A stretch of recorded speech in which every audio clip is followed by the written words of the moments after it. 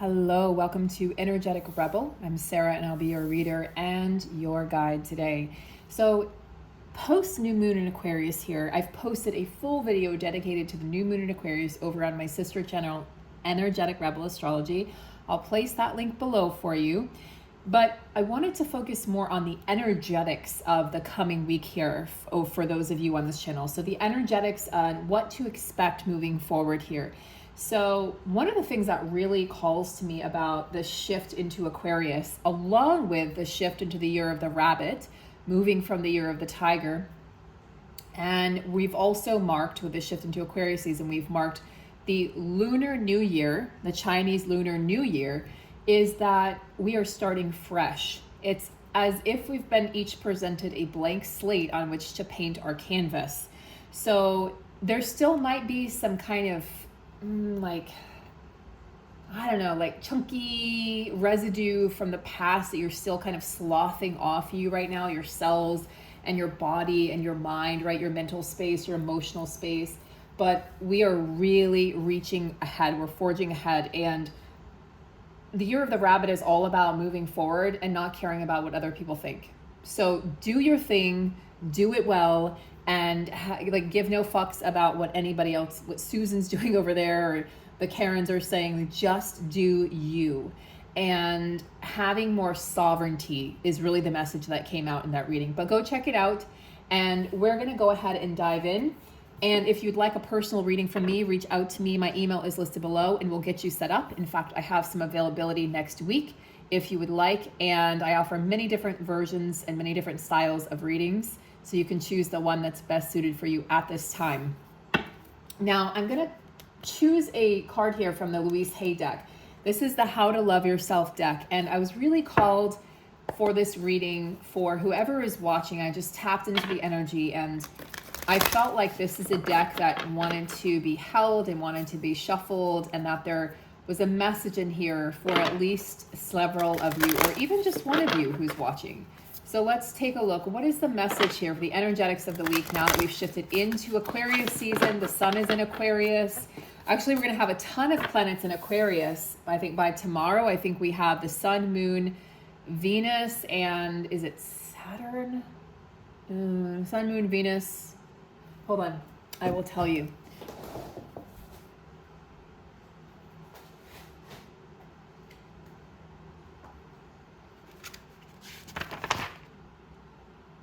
Okay, so as of January 23rd, we have the sun, moon, Venus and Saturn all in Aquarius. So you're going to want to find out where that is in your chart, and that's going to give you a ton of insight as to what to expect from Aquarius season. Okay, so let's go ahead, and we have got, I'm going to hopefully just ask for one card. Can we please have one card here for the energetics of the coming week?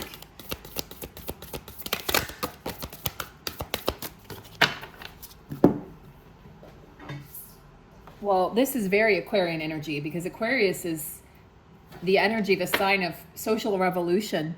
So it's the sign of coming together, joining forces, and holding hands and being a part of something bigger than yourself.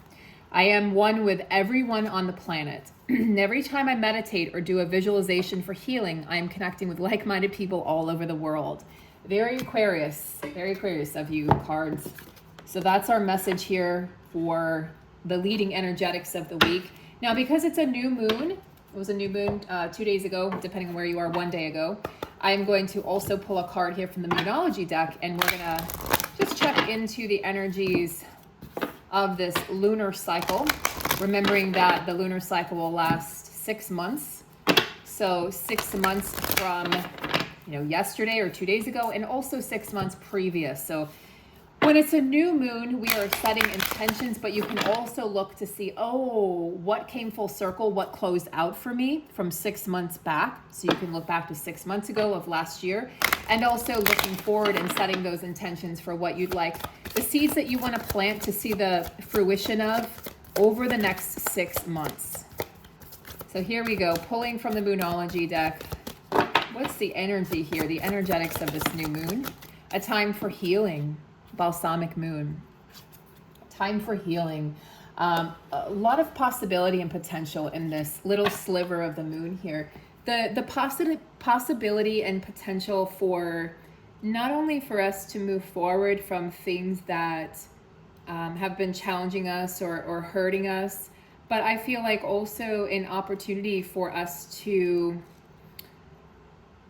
really be able to see ourselves from a different perspective, right? So like, I think we've looked at ourselves sort of in this fixed manner for a very long time. And we've been looking at, we've been looking at ourselves from the vantage point or perspective of society or of our parents or even of, our former self, our small self, if you will. And now we're being asked to really shift perspective. And so some of you might be feeling lethargic with this new moon. It's a shift from earth energy into air energy. So it's more ethereal. It's more translucent type energy. So it's not grounded and fixed and earthy and that which we can get our hands into, right? And dig our nails into. It's this energy of like, I can't see it, but I can feel it. And for some of you, that can be exhausting. Like for me, I don't have any air in my chart. So for me, this is an element that I'm missing. Sometimes it feels it feels like freedom, and other times it feels just exhausting to me. So I think it really depends on where Aquarius sits in your chart, and you'll look at your rising sign for that. And then B, it also depends on how you are just responding or reacting to the energies. So the past is in the past, and this is about you looking ahead and looking forward. Very much akin to the reading I did over on the astrology channel. This is not a time to pretend that everything is okay if it's not okay. So this is a time to heal and soothe yourself and others, and any relationships, any cracks or fissures in yourself or in relationships or in your ability or ways of connecting with others. This is a time for you to really nurture that, rather than ignoring it, or rather than pretending that these problems don't exist. It's a real time. There's an opportunity here to mend what's broken. It's also a time to surrender, and a time to just remembering that when you heal, everyone heals. There's very much an energy here of connectedness, connectivity, and of the group. It's the greater good of the group. It's not just for us anymore. So I think if you can really take that in and take accountability for your thoughts and actions, it's going to be a win-win. So let's take a look now at, even though we're in an air sign energy, there's still some of the residual Capricorn energy from when the sun was in Capricorn. So I'm going to look at the energetics here through this Earth Magic deck, and we're going to just take a peek and see what do we have here as far as the energetics of the coming week. Woo! Milky Way perspective. Yeah, very much so. More validation that we need to look at things from a different perspective and change your perspective. So a time for healing. It's a time to look back on what was, but then to be forging ahead into what is. So it's not a time for us to lament the past or even mourn the past, but rather to really show ourselves, or to be shown rather, oh, this is actually how things are supposed to be. I think for a lot of you, if you felt like something wasn't working, or you felt like you were undeserved, like I don't deserve love, I don't deserve a happy relationship, I don't deserve this job, I don't deserve this abundance, I think you're going to be shown where those cracks and fissures are in your own thoughts and your own thought processes. And this is an opportunity for you to see things from a much higher perspective that is more connected to the divine versus to the human. So if you've lost perspective, take a step back, breathe deeply and fully, and allow yourself to detach so that you can get more information from your senses. And I feel like this is about you connecting back to the divine self, the divine sense of self. So, by the way, detachment doesn't mean you don't care. Detachment is a way for you to heal. It's healing the attachment wound. I have to be connected to my parents, right? I have to be connected to this relationship, this job, this money, this thing, this whatever it is externally outside of me that I feel like makes me whole, or that I feel like makes me better, or makes me more exciting, or makes life more exciting and more rewarding. This is about us. This is a year of miracles and magic and possibility. But first we have to go into ourselves to find that we are the source of the magic and the miracles and the possibilities. So become the witness, become that which sees and senses and experiences everything, and become the observer rather than the one who's critical, the one who's criticizing what's happening, or the one who has to break everything down, or the one who has to make sense of everything.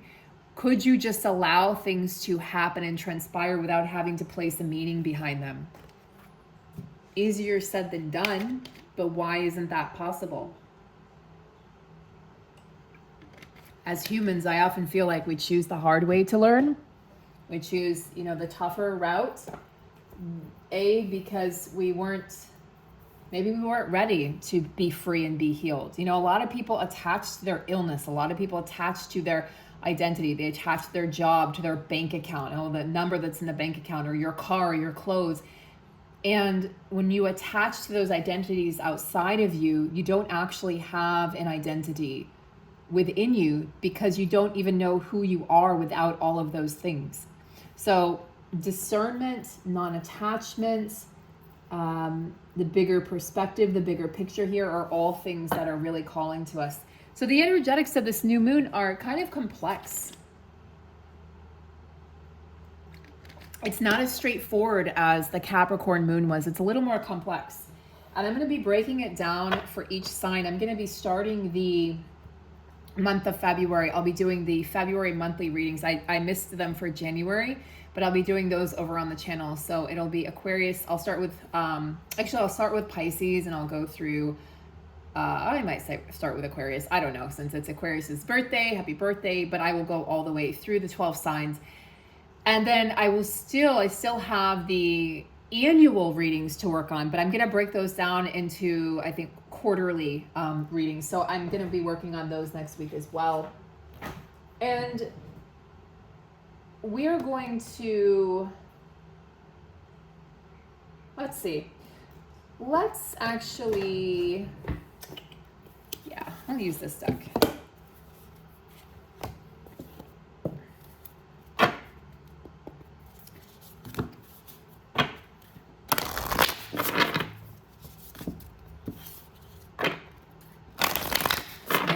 One of my cats is staring at me he's outside on the porch, and one of his eyebrows he has eyebrows that go up, and then the other side, it's the cutest thing, they go down, so it's like bing, bing, bing, and they're just being blown about by the wind. It's really cute. Sometimes it's about the small things to really bring us joy, and that's something that brings me a lot of joy. Into me I see. So intimacy with self. Again, this is what we've been talking about. Where is the true intimacy? It's not outside of us, it's inside of us. So if we're seeking and searching and, I'm going to be happy when, the trap of I'll be happy when this person, when I meet the love of my life, I'll be happy when I'm married with kids. I'll be happy when I get that job. I'll be happy when I'm this age, or when I lose this weight, or when I have X amount in the bank account. Then we're completely, not only are we not present for our lives that are unfolding right in front of us minute by minute, we are losing perspective of what truly matters. We're connecting to things outside of us that don't actually bring us joy. Joy is lasting. Happiness is fleeting. They bring us potential, very fleeting, momentary happiness, but they're diverting our attention from what truly matters. So then we don't give ourselves or gift ourselves the opportunity to go deeper, to explore more, to see what really truly matters. So really, it's up to us. Like, do I want to continue down this path of external happiness? Which means I'm going to have to refill my cup every single day because I went shopping and that was momentary joy and giddiness, but then I felt guilty, so I took everything back. Or I got that boyfriend or that girlfriend, but then got into the relationship and realized I'm still lonely. Or then I got that dream job, but then realized, wait, this isn't actually what fulfills me or makes me happy. It might be part of the equation, but it's not the whole equation, because you're not your job, you're not your title, you're not your relationship status, you're not your money in your bank account. These are all things. It's so much deeper than that. Can you see beyond the ordinary so that you can reach the extraordinary? You are extraordinary. Trust in yourself. You know, allow connection with the deepest parts of yourself, the parts that you've been scared, the jewels that exist inside of you that you've been scared to see because you feel like they're the parts of you that are dampened by life, the parts of you, maybe it's the inner child that says, well, every time I was happy, I was scolded. So then happiness, you equate happiness to punishment, or happiness to fear, or you equate love to, you know, pain or abuse, or depending on what you have endured, what your soul chose to experience, what you've endured in this human life, it might not be so simple to drop your guard and have that willingness to be vulnerable with yourself. But if you can be vulnerable with yourself, then you can be vulnerable in any situation, because I'll tell you why. Because then you know you've got yourself. Because then if you've got yourself and you know how to be vulnerable with yourself, and you're not scared to love yourself and fully accept yourself, then it won't matter what anything that anyone says outside of you, or what anyone does, or it won't matter what happens out there, because you're solid in your own self. You have a solid sense of self, and you have those boundaries. They're healthy boundaries, so you know how to let love in. You're not closing love out, but you're keeping out unhealthy connections, or unhealthy thoughts, or unhealthy ways of living, or unhealthy habits or distractions. So for some of you, this is a call to take a risk, okay? The energetics are calling for you to take that risk. And I think for a lot of you, for the majority of you, this is with yourself. But for some of you, this could be with another person. But a lot of people on the planet right now, I'll tell you what, are very content being alone. And a lot of the people that are really digging in and doing the work, not everybody, right? There's someone who's going to say, Sarah, I'm doing the work and I found this amazing person. Phenomenal. But many people right now, just the timing of it, it's how we plan this. We're so focused on ourself and the building of self, and the understanding of self, and the accepting of self, and the loving of self, that we're just not even interested in having a relationship. And it's one of the reasons that I dropped the twin flame label. It's one of the reasons that I exited that community, because I felt it had become toxic, because the importance was on the relationship and the person coming back, and the runner and chaser phase. And I realized that it doesn't matter what someone outside of me is doing, even if that someone is my other half or is a part of my soul. They are another incarnation of my soul. So they're not me. I am separate. I am whole. I am sovereign. They might have the same border of my soul, or the same pieces, but they're choosing what they're choosing. And I really think it's toxic. It's not up to us to help them figure out what's right and what's wrong. I think that's codependent. And we don't need to be worrying about what someone outside of us is doing. It's just a way to distract yourself from the real work, which is working on yourself. And even if that is yourself, it's still in another body, in another experience, in another environment, in another relationship, situation, whatever. And it's not up to us to meddle with their affairs, or to try to call them back or win them back, or do these manifestations or affirmations. I just think that we need to accept that we are here as sovereign beings to do the work. And you can accept that you have a twin flame or not, or a soulmate or not. It doesn't matter. But the acceptance of beyond the romantic paradigm of twin flames is where we are headed. This experience demands so much more of us than marrying the twin flame, right? Or even being in a romantic relationship with the twin flame. This is about humanity as a whole. This is so much bigger than a label or a concept. This is so much bigger than us. This is about, we're saving humanity. We are lifting the veil we are raising the consciousness of the planet of 8 billion souls. And for future generations, our children, our grandchildren, our nieces, our nephews, their nieces and nephews, their grandchildren, future versions of us that incarnate. This is about so much more than that. And that's why I was so passionately opposed to the direction that many people were going with that experience. And those that truly understand the concept of twin flames, most of those people are either in other relationships or have accepted that it is not designed to be a romantic connection. Can it be? Yes, but that is not the purpose of it. So the purpose is for us to be able to come face to face with our wounds and our trauma so that we can heal, so that we help others heal, so that we heal the planet, so that we raise our consciousness, so that we break through our ego barriers. And whether we reunite with that said person or we meet another incredible, amazing, magical soul, shouldn't matter. I'm not saying that relationships don't matter, and I'm not saying that romance isn't amazing and uplifting and just the incredible and sensual and sexy and fun. But there's so much more to life. There's so many ways to connect. And that's what we're learning as humans. We're learning how to connect in other ways. We're learning that the romantic relationship isn't the end all be all that society had told us it was. It's a part of our experience. It enriches our human experience, but it's not everything. So intimacy with self is a theme running through this first part of 2023.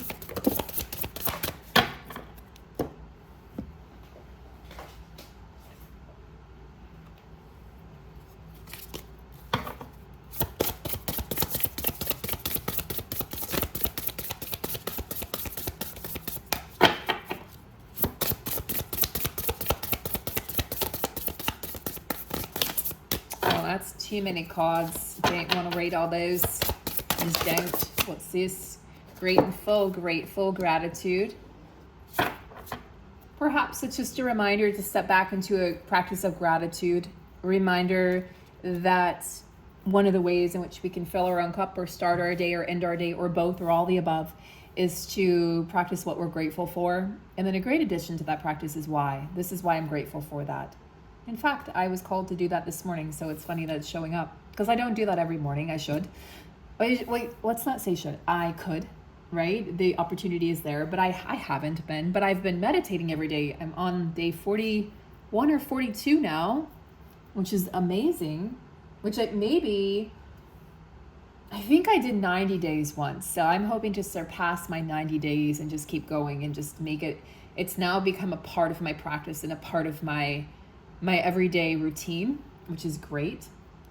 Routines are a great thing here for the first part of 2023. I know it sounds boring and very Virgoian, right? That Virgo energy of structure and foundation and function, but it's really important right now. It's going to make you feel a lot better and more grounded here moving forward. So what are you grateful for? What would you like more of, right? It's sort of like we want money, but if we can't find gratitude for the money that we have, or we want love, but if we can't be grateful for the love that we already have that's showing up in our lives, then we're telling the universe I don't deserve it. We're telling the universe, we're sending out the wrong message to the universe when what we really want to be sending out is, I want more of this, right? I want more of this. Knowing that you're enough and really committing to yourself. You're committing to your intentions, the intentions that you're setting for this year. This is not about having those New Year's resolutions bullshit that most people drop within like at least the first, I don't know, 2 weeks, 30 days, 60 days. They don't, New Year's resolutions don't work. What does work is setting intentions. What does work is being honest with yourself. Keep it small. Don't go for like I'm going to have 100 intentions for the year. Maybe do 1 or 2 or 3 big ones. Maybe break them down by the quarters of, every quarter this year. Make it bite-sized and manageable, because that's what 2023 calls for, is bite-sized chunks. It's going to be a lot easier, and trust me, you're going to enjoy it a lot more. So I think we will stop there. So this is the energetics as we look forward to this new week opening up tomorrow, or perhaps it's already tomorrow, depending on where you are in the world. And again, if you'd like your own personal reading, not only do I offer astrology readings, but I also offer readings designed to help you with your career path, your life path. In fact, my most popular reading is a North Node reading, where we look at, it's called It Was Written in the Stars, and we look at your North and South Node, which are astrological points in your from your birth chart, from your astrological chart, and we look at your destined path and where you've been, where you're coming from in past lives, and even just as a child, as a younger version of yourself, and where you're going, and how to correct course, and just making sure you're on the right path. It's a fabulous reading. It's 90 minutes. All of my readings are live, so you get to talk to me, ask questions. They're not recorded readings unless you request that. I can definitely do that, but I much prefer to do the live readings with clients and have that real-time interaction. So I'd love to do a reading for you. In fact, as we approach March, there's a lot that I'm going to be offering, a lot of readings. So I'll make sure to let you guys know about those. But if you want to inquire now, go ahead. And in the meantime, guys, take good care. Have a beautiful, beautiful day. And I look forward to seeing you in the next video and over on the other channel. Take care.